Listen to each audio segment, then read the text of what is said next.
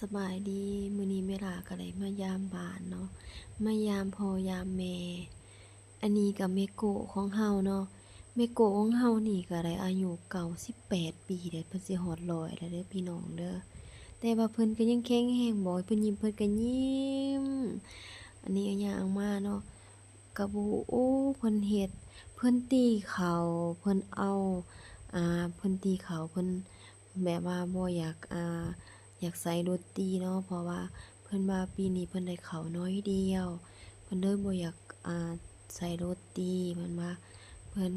ก็ให้ร้านหั้นใส่ขิงตอกๆเนาะโอ้เพิ่นนิสัยคือใหม่เนาะ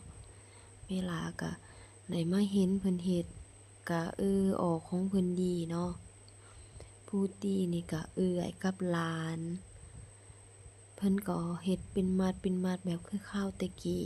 เพราะว่าเพิ่นว่า เวลาที่แบบเอาขิงดูดตอกๆนี่ปั้นออกมันจะจับได้ง่ายเพิ่นว่าเพราะว่าเพิ่นบ่ได้ใส่โรตีเขาเนาะและอีกอย่างเอื้อยข้อยก็หน้าบูดเพิ่นว่าข้อยเมื่อยแรงแล้วเพิ่นว่าเพิ่นก็ขี้คร้านเพิ่นว่าข้อยขี้คร้านแล้วเพิ่นว่าข้อยเมื่อยข้อยบ่มีอารมณ์ยิ้มเพิ่นว่า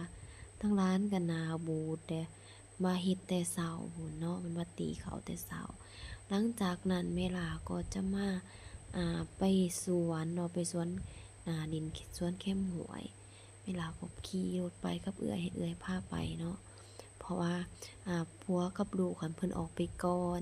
แม่หลาก็ยังอยู่เฮือนอยู่เฮ็ดกินไว้เนาะเฮ็ดกินไว้ให้พ่อกับแม่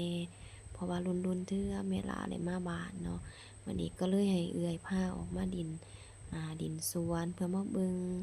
เออ หลังจากนั้นก็มีงัวเนาะงัวเฮาเองนี่หลังจากนั้นฮอดแล้วสวนเพิ่นก็จะมีกกหมากม่วงแล้วก็เพิ่นก็จะปลูกกกหมากม่วงหิมพานต์เพิ่นว่าพอได้เก็บแล้วยามมันเป็นหมากพอได้เงิน